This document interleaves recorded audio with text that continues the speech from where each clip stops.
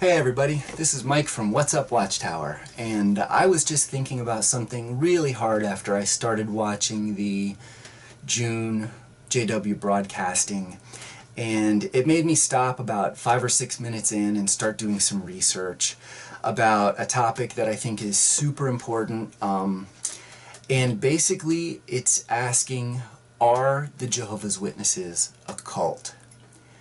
I know right away anyone who's watching this who is a Jehovah's Witness will say, heck no, we're not a cult. We're Christians, you know. People who don't know a lot about the organization may just think they're a fringe Christian group because they are told that, hey, these are Christians and, you know, they're just a Christian religion. But I started doing some research on how to identify cults, you know, some stuff that I had already known, some new things that I had learned. And I really want everybody to just bear with me. Just bear with this video. It's going to be a short one maybe. And just listen to what people are saying here. Now, I pulled up a couple of articles. This one, and I'm going to post the links to the articles in the description below. And this article was entitled Characteristics Associated with Cultic Groups Revised, and I cannot pronounce this doctor's name, so there's a screenshot of that. I'm going to post the link so you guys can check it out. Now, a lot of times when somebody says, we're not a cult, we don't follow some crazy religious leader, and yeah, that's true, there's not one central person like a David Koresh from the Branch Davidians. There's not one single person that you can point to in the Jehovah's Witnesses organization to say that's the cult leader.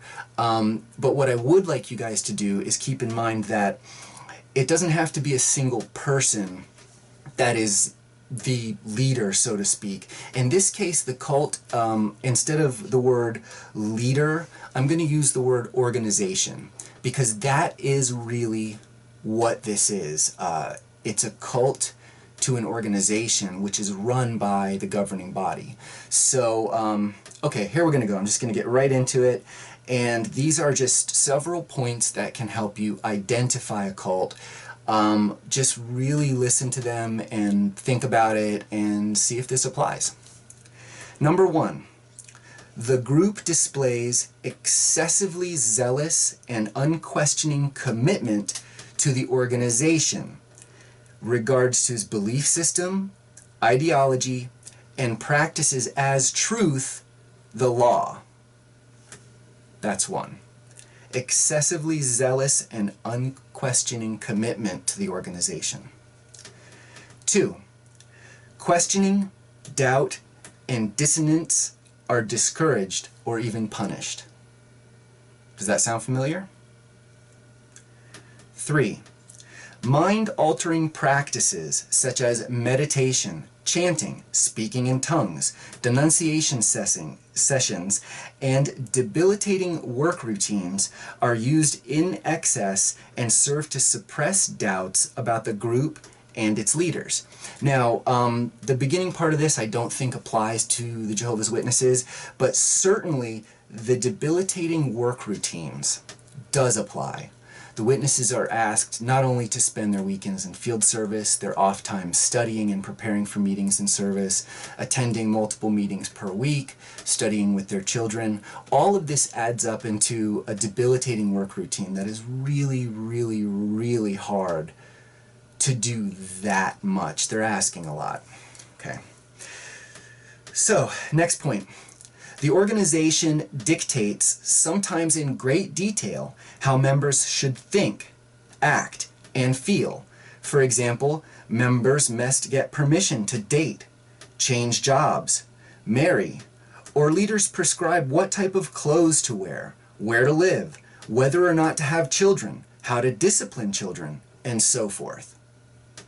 You can see where this applies. The next one.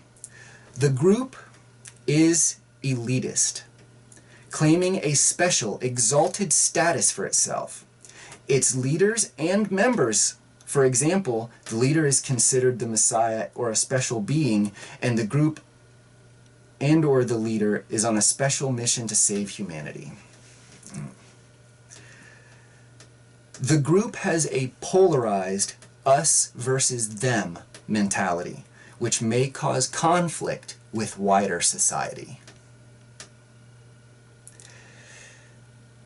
The group is not accountable to any authorities, unlike, for example, teachers, military commanders, or ministers, priests, monks, and rabbis, or of mainstream religious denominations.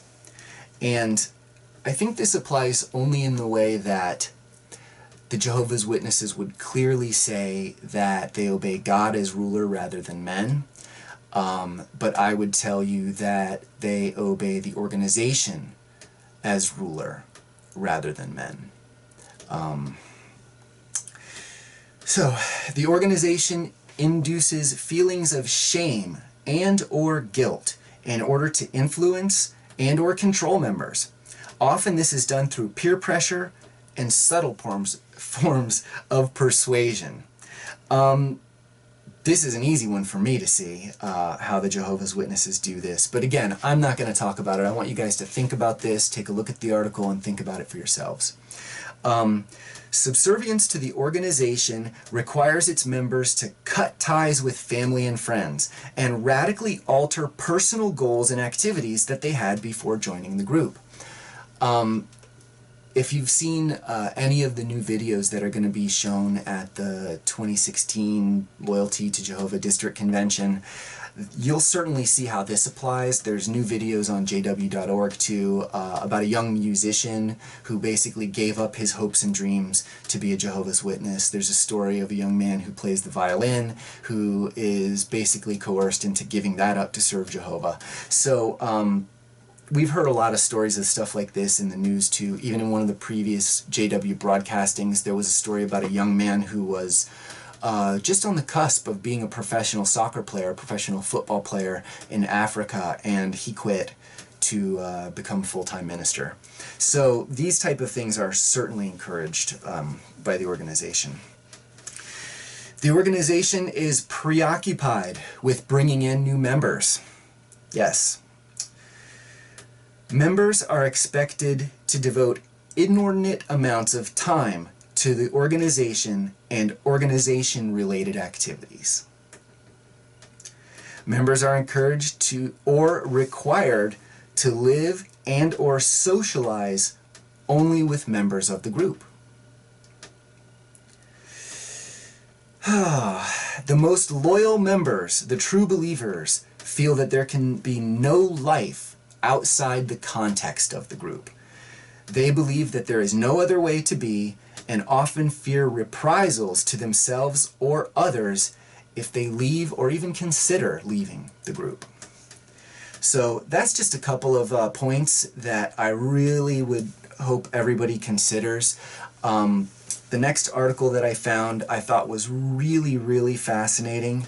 And the article itself had a fascinating title as I open it here on the iPad. The article title is, "Would you recognize a Christian cult if you were in one?" That's a good question. And I can tell you this as a person who was a Jehovah's Witness for 3/4 of my life. I would say that anyone who would have ever said Jehovah's Witnesses are a cult, or that you're in a cult, do you believe you're in a cult, I would have said absolutely that is an impossibility. That's an impossibility. I'm a Christian. I am not in a cult. But keep in mind the list I just read to you of identifiers for cult groups, and you can see almost everything applies to the Jehovah's Witnesses. This article, there's a few points I'd like to mention that I found that just really struck me as poignant. Number one, the group opposes critical thinking. So opposing critical thinking versus demanding that people think for themselves. Cult members must accept what the cult leader believes without ever challenging their doctrines. They do not want their members to think critically for themselves. Have you guys ever seen the Watchtower Bible and Tract Society print an article or anything on critical thinking and how you should avoid it? Yeah, that's a warning sign. Okay, point number 2. Dishonoring the family unit versus insisting on the biblical priority of the family unit.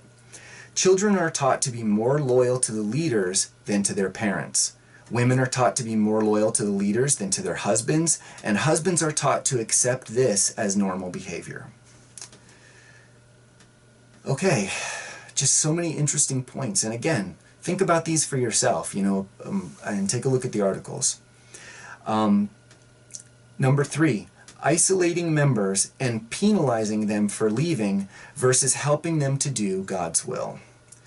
Cults isolate their people from their families, the church, and society. They reject any who leave and warn them, saying that they will be judged by God or they will lose God's interest if they leave. People are taught to make lifelong commitments to the group. So if you look at it with an open mind, and you look at these identifying characteristics of a cult, I really don't see how you can see these identifiers in black and white and not really admit to yourself that the witnesses are a cult. I'm not saying that that's going to be easy to admit.